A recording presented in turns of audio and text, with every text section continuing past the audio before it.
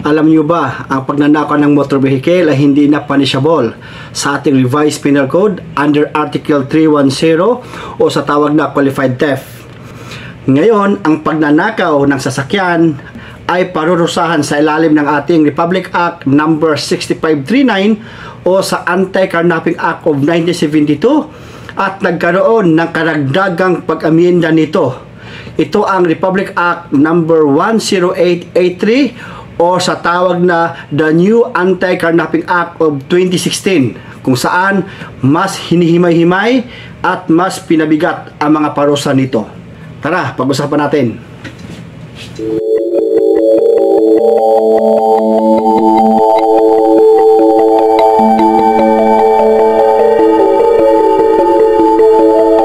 Bago natin talakayin ang Republic Act number 10883 o the New Anti-Carnapping Act of 1916, i-discuss muna natin ang ibig sabihin ng motor vehicle para mas lalong maintindihan natin. Motor vehicle refers to any vehicle propelled by any power other than muscular power using the public highways. It must have chassis and engine number. Kapag sinabing vehicle propelled by any power, ito ay sasakyan na pinapagana sa pamamagitan ng gasoline, diesel, electric, or solar energy tulad ng mga sasakyan na nakikita natin sa EDSA o sa kalsada. Ang mga halimbawa po rito ay yung car, taxi, jeep, bus, van, or motorcycle at iba pa. Kapag muscular power naman, ito ay sasakyan na pinapagana sa pamamagitan ng tao o hayop. Halimbawa po dito ay bisikleta, padjak, kariton, skateboard, or trolley, yung ginagawang transportation sa rilis ng tren, kung saan ay pinapagana ito ng tao sa pamamagitan ng kanyang muscles para ito ay gumana. Ganon din sa kalisa o paragos, kung saan pinapagana ito ng mga muscles ng kabayo o kalabaw para ito rin ay gumana. So gets yun ang pinagkaiba. Simplihan na lang natin. Ang vehicle propelled by any power ay long distance ang nararating nito o kilo-kilometro ang aabutin. Pero kapag vehicle through muscular power ay short period of time lamang. Sige nga, subukan mo, magbisikleta ka, wala mong tilopat o kaluukan, kung hindi ka ba mapapagod, saka papadyak. Diba? So, biro lang.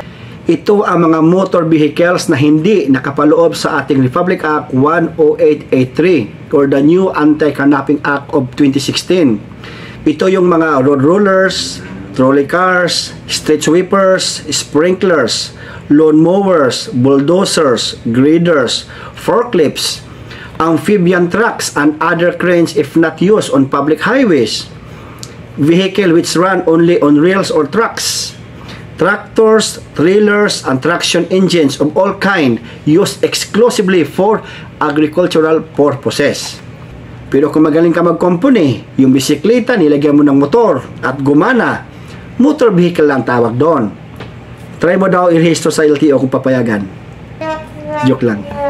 Meron tayong 6 na krimen na nakapaloob sa ating Republic Act number 10883. Ito ay number 1, carnapping. Number 2, concealment of carnapping. Number 3, defacing or tampering with serial numbers of motor vehicle engines, engine blocks, and chassis. Number 4, identity transfer. Number 5, transfer of vehicle plate without securing the proper authority from the LTO. And number 6, sale of second-hand spare parts taken from carnap vehicle. Yung una, yung tatawag natin na carnapping. Pag sinabing carnapping, ito ay pagkuha ng sasakyan na may layuning makinabang rito na walang pahintulot mula sa may-ari o ang nagnanakaw ay ginagamitan ito ng karahasan, pananakot o puwersa. Meron pong 4 na elemento ang carnapping. Ano yon? Yung una, there is an actual taking of vehicle. Kapag nasa control na ng carnapper ang isang sasakyan, kahit kaupo pa lang ng carnapper sa driver seat o hindi pa ito nakakalayo ang sasakyan na minamaniho ng carnapper, ay carnapping na agad ito at consummated na yung crime of carnapping. Tandaan, hindi requirement ng batas na dapat ma-drive muna ang sasakyan ng carnapper para masabi na carnapping yung ikakaso sa kanya. Ang sinabi ko nga, kauupo pa lang ng carnapper doon sa driver's seat ay pwede na agad kasuhan siya ng carnapping.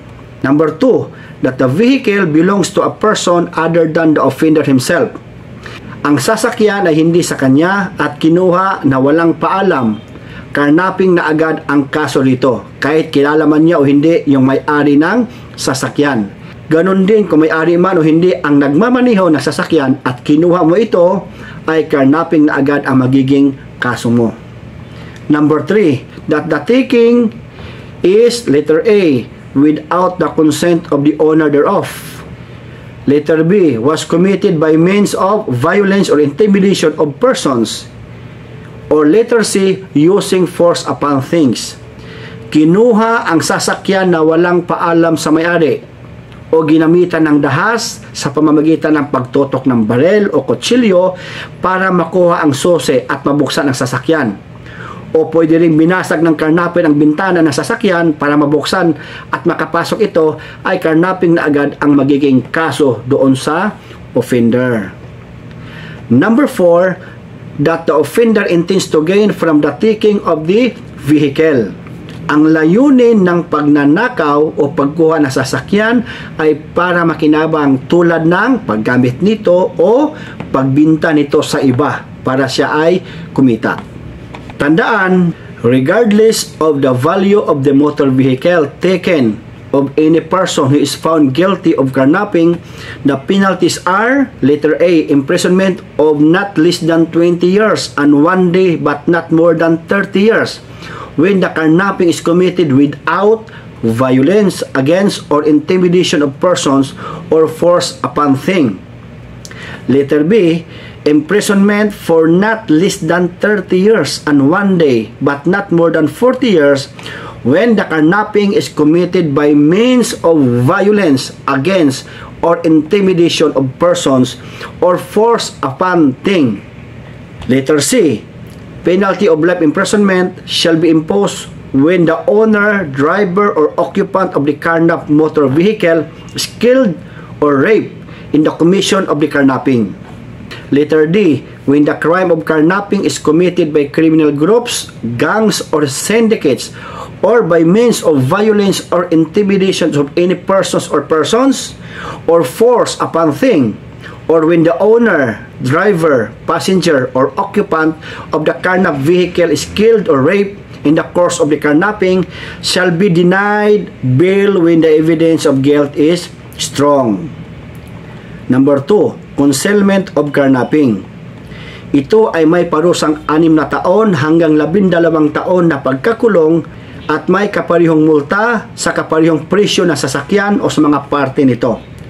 Ganon din ang liability ng may-ari ng paggawaan ng sasakyan kung saan alam nila na galing sa nakaw ang sasakyan pero hindi nila ito pinagbigay alam sa autoridad o habang nag-imbestiga ay dinidinay nila ito. Halimbawa, si Mario ay isang mekaniko. Dumating si David na kanyang pinsan dala yung nakaw na sasakyan. Tinanong ni Mario si David kung kaninong sasakyan yung dala niya. Pero ang sagot ni David ay ninakaw daw niya yung sasakyan. At kung maaari ay lansagin o chap-chapin niya yung mga parte ng sasakyan para ibenta ito. Si Mario ay makakasuhan ng concealment of carnapping kapag hindi niya ito sasabihin sa mga otoridad o habang nag-imbestiga ang mga otoridad kay Mario doon sa nawawalang sasakyan ay dinidinay niya ito. Ganon din kung ang sangkot ay mga opisyalis o kawani ng gobyerno kung saan ang parusa na ipapataw dito ay 6 na taon hanggang 12 taong pagkakulong.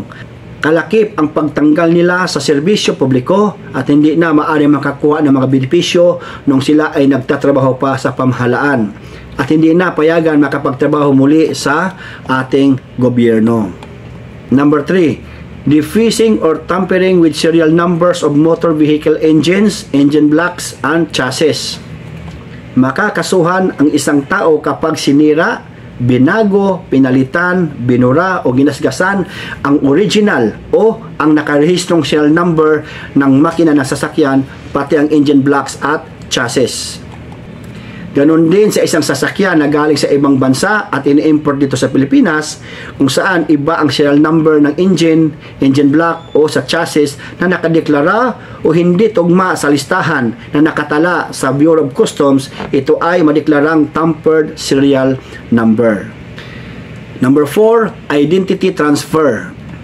Makakasuhan ang isang tao kapag bininta, nirehistro o nilipat sa ibang pangalan ang chassis, engine at plaka ng sasakyan na nadeklarang kabuang pagwasak o total wreck at hindi na kayang ayusin ng nasabing insurance company. Ganon din sa isang sasakyan na sangkot sa isang aksidente. Kapag na-report na ito ng Philippine National Police o ng Insurance Commission sa Land Transportation Office na ang sasakyan ay total wreck na, ay ikakansela na ang rehistro nito. Kapag sinabing total wreck, ang isang sasakyan ay hindi na kayang ayusin ng isang insurance company dahil ito ay beyond economic repair. Ganon din sa isang sasakyan na sangkot sa isang aksidente at hindi na maaring gamitin. Number 5, transfer of vehicle plate. Ito ay illegal kapag ang nasabing plaka ng sasakyan ay nilipat o ginamit sa ibang sasakyan na walang pahintulot mula sa ating Land Transportation Office o hindi tugma ang numero ng plaka sa rehistro ng sasakyan. Halimbawa, nilipat mo yung plaka mula sa lumang sasakyan at nilipat mo sa bagong sasakyan o sa ibang sasakyan na walang kaukulang permiso o pahintulot mula sa LTO, maaari kang kakasuhan ng batas na ito. Number 6, sale of second-hand spare parts. Since ang carnapping ay kahintulad ito ng theft, murder or rape, kung saan ito ay malainse or evil in itself o mabigat na kasalanan, ipinagbawal ng batas na ibinta o bilhin ang second-hand spare parts na galing sa isang carnap vehicle. Kung wala ka namang alam na ang binili o bininta mong second-hand spare parts ay galing pala sa isang carnap vehicle, ay hindi ka maaring kasuhan dahil wala ka namang criminal intent. Pero patutunayan mo yan sa korte o sa husgado. Tanong, anong pinagkaiba ng carnapping sa carjacking? Meron bang batas yan sa Pilipinas? Okay, basahin ko muna ang meaning ng carjacking. Carjacking is the crime of stealing a car while someone is in it by using physical force or threats. Halimbawa, nagpanggap kang pasahero, pinara mo yung taxi at sumakay ka. Pagkaalis ng taxi, tinutukan mo ng baril yung driver at pinahinto at pinababa. Ang tawag doon ay carjacking.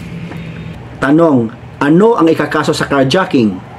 Still, ang ikakaso ay ang Republic Act No. 10883 or the new Anti-Carnapping Act of 2016 dahil parehas lang ito na pagnanakaw ng isang sasakyan.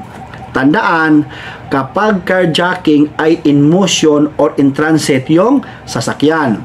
Kapag carnapping naman, nakapark lang yung sasakyan. Pero wala kang mababasang carjacking sa batas kasi hindi ito legal term na ginagamit sa Pilipinas. Ano naman itong motor napping? Ang motor napping ay hindi legal term na ginagamit sa ating batas, pero ginagamit ito ng ating kapulisan para lang maikumpara ang motor napping bilang two-wheel vehicle at yung carnapping ay four-wheel vehicle and above. Carnapping, carjacking, motor napping are punishable under Republic Act No. 10883 or the new Anti-Carnapping Act of 2016.